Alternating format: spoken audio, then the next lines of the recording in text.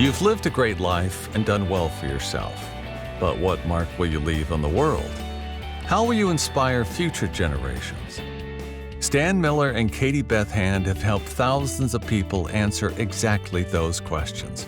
If you've ever wondered, what will be my legacy? You're in the right place. Welcome to the Your Life, Your Legacy podcast. Now, here are your hosts, Stan and Katie Beth.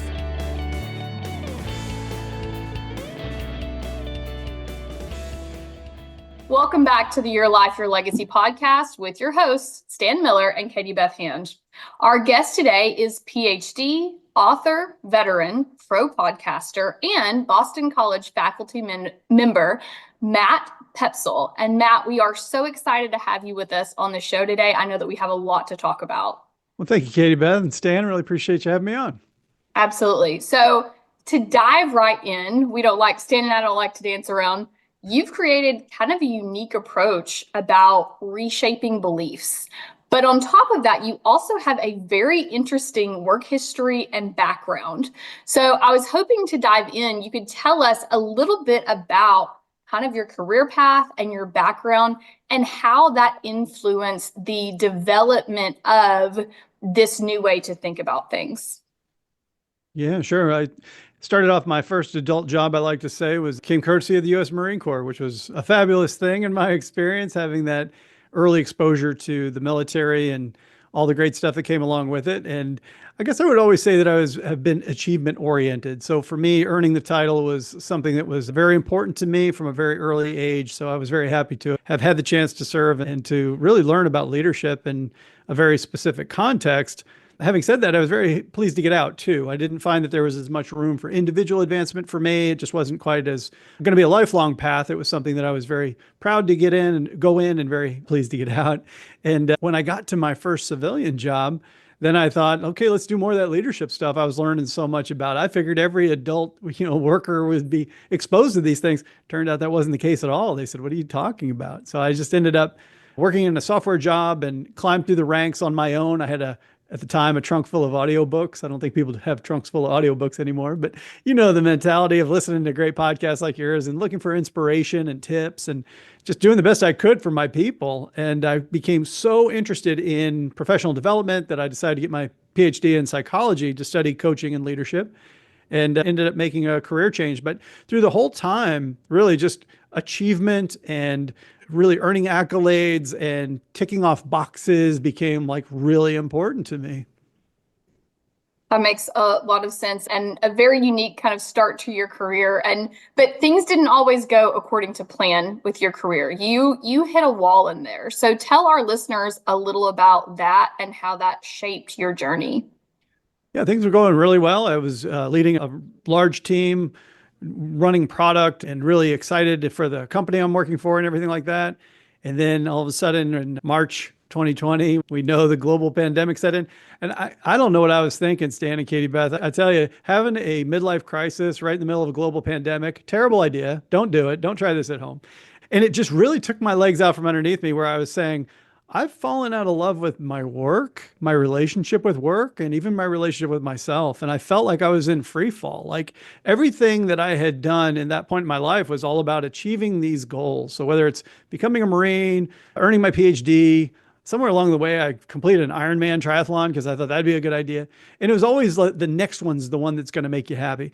Well, I came to realize that it's almost like there's this bottomless pit next to you and you're just shoveling things into it. And you thought, this is never going to work. And that really that realization kind of sent me into saying, this is not going to lead to a successful outcome. That happiness isn't just around the corner. There's something that has to change in this approach. So I mentioned that I felt like I was in free fall. Well, in my case, I landed on a meditation cushion and I started to get very interested in Eastern philosophy and some of these very different, radically different ideas. And the one thing I'll tell you is that when I sit in meditation, I'm terrible at it. I just can't help but think about work. And so here I am sitting there trying my best to try to have these next level sort of moments, but really recognizing the fact that these things aren't as far apart as they might seem. I saw tremendous connections between Eastern philosophy and Western psychology of leadership specifically. And it really led me to recognize something which is that we have evolved toward what I would consider to be a less self-interested form of enterprise, of economics. You see that we've moved from, when you think about something like the knowledge economy to the connected economy, and now we see things like stakeholder capitalism or conscious capitalism, we're constantly moving towards something that involves more stakeholders and it's a little bit more selfless. The same has been true for us in a psychology sense. We evolve from needing our physiological needs all the way through relationships and into self-actualization and even beyond that. And we find that the highest functioning humans really embrace something bigger than themselves. There is no equivalent form of leadership that asks you to turn down the volume on your self-interest and to reconcile what I call the leadership paradox. And that's that it's not about you. It's something that I learned when I was in the Marine Corps. It's about the mission and it's about the people that you're, serving alongside you. But the other part of that paradox is that it's only about you. You must take responsibility for your mindset and for your actions. So long-winded way of saying that thankfully, my free fall ended when I landed with a thud and started to put together some concepts that really, I think, explain why we're seeing the challenges we're seeing in the workforce today, where we have especially post-pandemic workers, early career workers who are looking for something more, and employers in many cases who are out of step using management practices from more than 100 years ago because they're familiar and we think they work when actually they don't. And I think it really hammered out a nice way forward for us. That's awesome. And such a unique, in some ways, a unique story, but also I think a lot of us can really relate to that moment in your life, in your career, where you look around and in the United States, in America in general, I do feel like we all tend to be raised with this idea of the next job, the next promotion, the next purchase, the next achievement will unlock that key to happiness, and it ends up just not being true. And so I love the journey that kicked off for you. We can all, as soon as you said March 2020, everybody listening understood exactly where this was headed. We all had some shocks that came to us through that. So tell us a little bit kind of specifically about this mindset, this process that you've developed. Yeah, I think a lot You don't of have to spill all the secret sauce, but tell us a few things. Yeah, I think that it's timely in the sense that I think that the workforce really is going through things that we've just never seen before. The pace of change, the level of anxiety and burnout and frustration, this polarization that's taken place, it's really something that we weren't really prepared for. So now to recognize that these philosophical undercurrents of the inherent connectedness between us, I think the pandemic kind of proved that in a way. And starting to understand that there's a way that we can lead with a bit of a different mindset when it comes to something that's more recognizing of our opportunity, to lead with the mindset of that connection and that type of compassion that really helps us to understand how to lead with empathy. When we look at the skills needed for the leaders of the future, we end up with things like self-awareness, self-regulation, emotional intelligence, and empathy. That's not to say that we don't need things like digital literacy and critical thinking skills. We need that too. But I think that the future, despite all of the AI and everything that we see now, is very human. So when you go on that exploration and you say, how do I bring more humanity to my work and to my leadership? How do I rehumanize an increasingly technical world? I think that's where we start to find the clues to a more appropriate way forward, one that's more sustainable than what we've experienced recently, where we've kind of been pulled apart from one another by circumstances. So in the framework that I teach now, I really say that we need to lead from the inside out. When we think about that begins with self, leading self. And so when we think about things like self-awareness and self-acceptance even, and these types of things, this is really an important place to start. I see so many managers, for example, who try to lead others, but they don't even know themselves. It's impossible to be authentic when you don't know yourself. And if you're not authentic, people won't feel that connection. They won't want to show up for you because you haven't shown up for yourself. So we always have to recognize before we can lead others, we have to lead ourselves.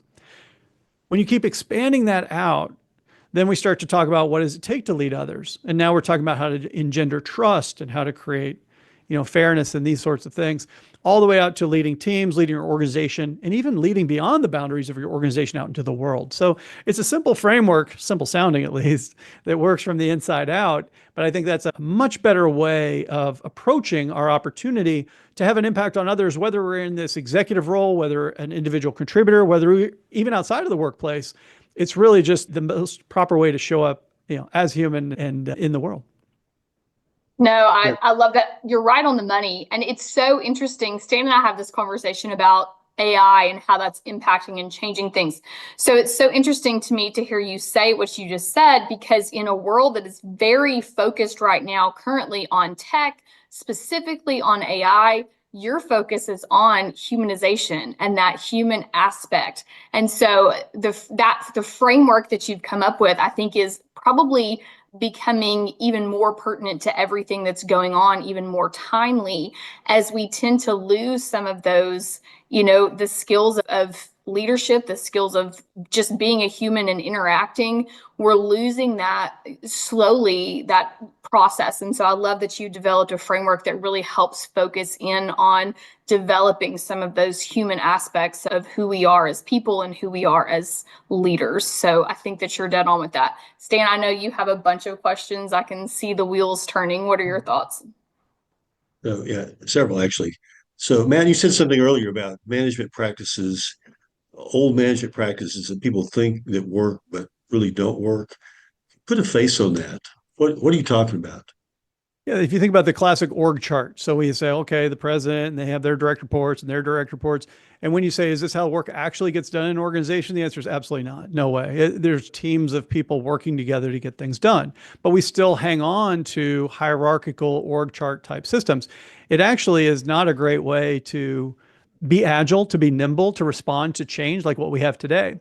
And in fact, a lot of people look at military structures and think, well, they're very hierarchical, and they appear to be. But in reality, when you break it down, you do see much more of this. They operate a lot flatter than they seem. One example. The other is that this tendency to manage through fear, right? To say like, if you don't do this, you're going to get fired, these types of things. And it just doesn't work quite as well in a more knowledge economy. People have more choice about where they're going to deploy their resources, for example. There just wasn't a time when we used to see that people could take remote jobs and they weren't restricted just to their local sort of a town or their local state even to find employment. They can work halfway across the world if they want, in many cases. Many are dropping out of the workforce altogether, and they're taking either gig jobs or freelance jobs, or they're becoming self-employed. That's one of the fastest growing segments of labor right now is self-employment, because technology has enabled all of that. So when management practices such as ruling by fear or managing tasks only and not creating cultures that really fill people up and help them to connect with one another, that's when we start to recognize that when everything else has changed, and what aspect of our lives hasn't changed over the last 20 years, if our management practices and our leadership approach hasn't, there's probably something wrong with that equation. I want to shift gears for a minute or maybe longer and ask you to filter what you're saying through a more global perspective. It just happened that I was recently on a trip to Scandinavia just a couple weeks ago. And when I'm walking around talking to friends, colleagues of mine in Denmark and in Finland, those are the two countries I happened to visit recently. I got the distinct sense that these people look at the world in a way that's not quite the way we look at it in America, particularly the way we look at work, the relationship of individuals to work, the relationship of individuals to their community. And I'm curious if you've thought about that and what observations you have about how these ideas of yours may vary depending on whether you're somebody in the US or somebody in Europe or somebody, for instance, in Japan. Are there differences that are discernible? Yeah, absolute differences. I remember working and doing business with Europe, and they'd say, "Oh, we're going to be on holiday that week." You're like, "Oh, I wasn't aware there was a holiday. What holiday is that?" And they're, "Oh, it's August." I'm like, "That's a month. That's not a holiday." And they're like, "Yeah, we'll what do you expect? We take a month off. You're like, how? That's not possible. Yeah, in the US, you get 2 weeks of vacation. They're like, and we don't even use that in many cases. And the rest of the world looks at that and they're like, what are you talking about? How could you ever have any quality of life if all you do is work to accumulate and consume, all this kind of, so it's a totally different value system. When you go out to the East, it's different still. Now you have largely collectivist societies, very much focused on how does the work we do help support all of us, these types of things, totally different lens still. Yet when you look at the studies of the happiest nations, then you start to see that Bhutan shows up, Denmark shows up very often as some of the happiest people on earth because they've found balance. They don't feel that they're supposed to just work themselves to a nub to earn a bunch of things and, get to the end of their life to realize that, oh my gosh, that maybe there was a different way. So I think it always comes down to balance. And I think that in many cases, you find that in the US in particular, we're out of balance. We're out of balance in how we look at technology, the role we want to play in our lives, how connected we want to be, how much we want to be online versus offline, how much we want to, lean into isolation when we should be connecting with others versus, being on social and connected when we should kind of take ourselves offline. It's like everything, if it's not in balance, then it's not natural. And I think there's a lot of that happening right now. So I don't want to get political. Don't actually. I'm curious if you could, just from a PhD perspective, provide some kind of apolitical perspective on what you see happening in the country and how the ideas that you're articulating here may be impacting that. I think that the one thing we know is that when people feel disconnected, then things don't tend to go well. Typically, what we find is whenever there's an experience of disconnect or separation, if you will, or gaps between people, then everything gets harder. Commerce gets harder, trust is harder, everything is more challenging, fear sets in, isolationism sets in, and it's the opposite of what flourishing tends to look like. When you feel connected to your neighbor, to your coworker, to the company culture, to your community, then all of a sudden things get a lot better. So what we talk about is leaders are healers of separation. True leaders bring others together to overcome problems where separation is naturally going to pull us apart.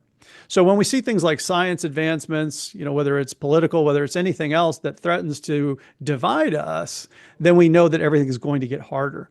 So how do we find ways to lean on our humanity to bring us closer together? That's when human systems, work together at their best. And it's been true in, spiritual systems for millennia. And what we have to recognize is that everything is cyclic, whether we're talking about politics, whether we're talking about education, whether we're talking about industry, these things happen in waves. But togetherness never goes out of style because everything about the world of work that we live in is becoming more complex, meaning that we need each other more than ever. Very rarely do you see a single individual who can do these mammoth things and these crazy achievements. It's always about groups of people working together toward a common goal. So when you think about like classic definitions of leadership, it's really how do I invite others to contribute their collective energy toward a common goal? That's my own personal definition of leadership. And I think that while it could be a difference of political opinion, could be difference of upbringing, could be any number of different things that might otherwise pull us apart. How do we resist that urge and draw ourselves closer together? That type of cohesion, that's what's going to make the difference. So I wrote down actually what you said a minute ago. Leaders are healers of separation. So with that idea in mind, and the little time we have left here, really be interested to hear a couple practical ideas, tips that you would slide into the door to somebody who's a leader, of a business, somebody who's a leader of a state, a country. What ideas would you slide into the door to say, here's some suggestions, practical tips I would offer you so that you can be a better healer of separation person?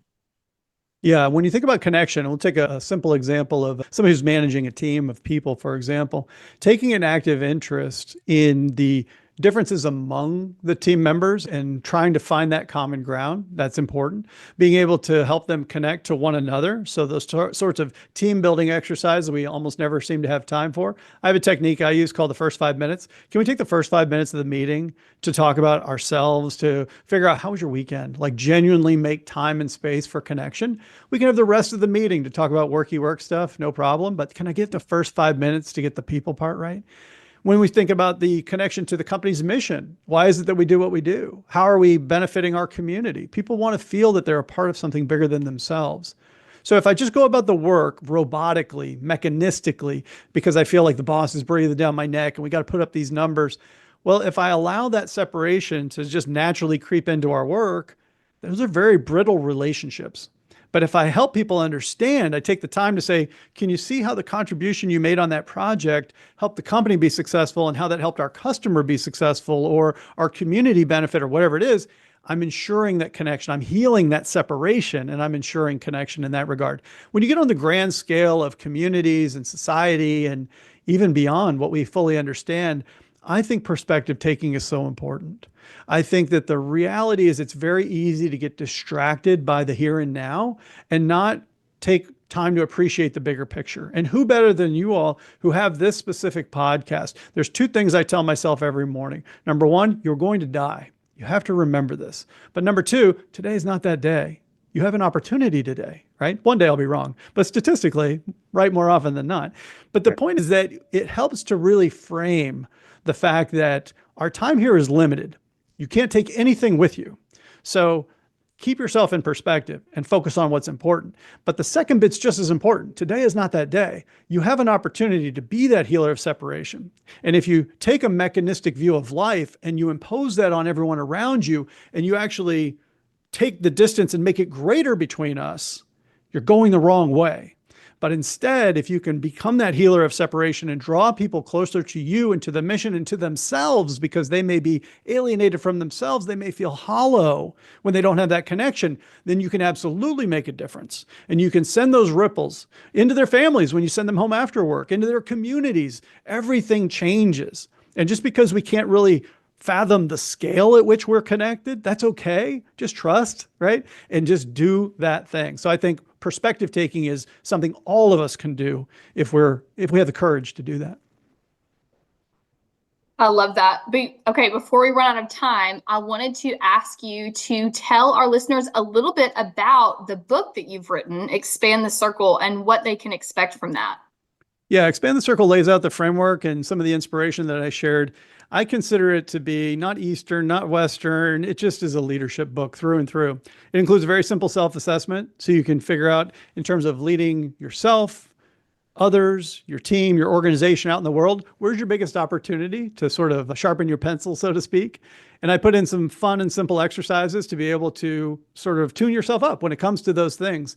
But the philosophy in the end urges us to really think of others before we think of ourselves, to recognize that we have an opportunity, if not a responsibility, to lead differently than we have in the past, because everything has changed, except for the fact that we are uniquely human, we're tied to one another, and then we have this fabulous opportunity, regardless of the context, to make a real difference.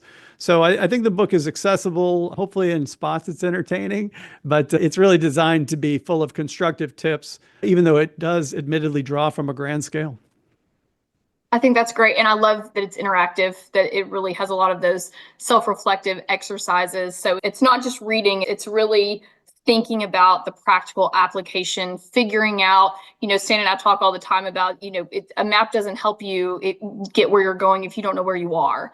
And a lot of times I feel like a lot of leadership books kind of leave that piece out. It's like, hey, do this, hey, try this, but it doesn't really take that viewpoint of figure out where you are first. Maybe it's good, maybe it's bad. It's probably somewhere in the middle, but being able to really take a stark self-assessment, I think is great. So I love that you've included that in there. And then last question, I promise, tell us about the podcast that you have. You are also a pro podcaster. You are the podcaster of the Lead the People podcast. Tell us what our listeners could expect from that.